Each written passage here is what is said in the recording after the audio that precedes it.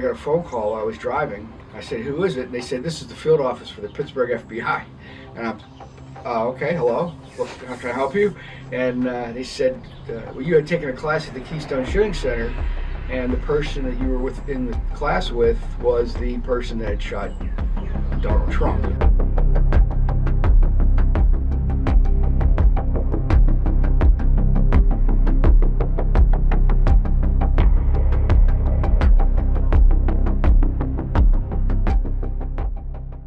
When I went for the class, I was surprised that the class was only one other person and me.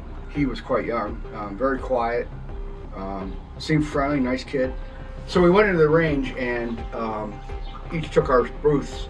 We were right next to each other, and he had already was loaded and firing before I had gotten my gun even loaded. So I was kind of surprised at that, you know.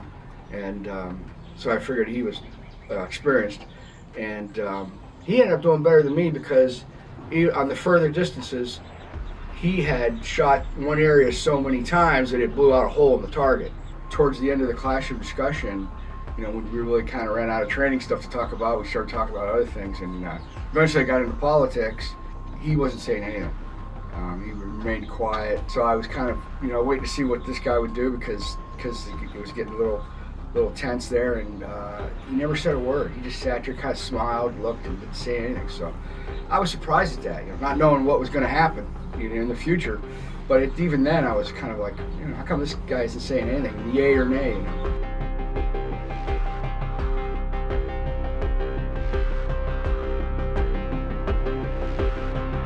I couldn't believe it. I couldn't even have a conversation for the first 10 seconds because I was just stunned.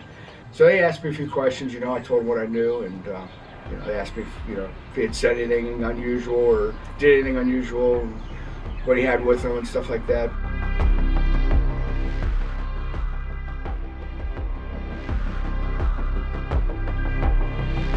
The family lost their father, a wife lost her husband. You know, he was trying to protect his family. So, you know, this person not only wanted to assassinate Donald Trump, he didn't care who else he hurt along the way. It chills thinking about who I was sitting next to. If he was that deranged, who knows what he would have done inside the range if he felt like it, you know. He could have shot us. So, you know, it was disturbing, to say the least. Well, I think it would have been a complete disaster. I mean, if that would have been successful, that would have thrown the entire election into chaos, thrown the country into chaos. Who knows what it would have ignited.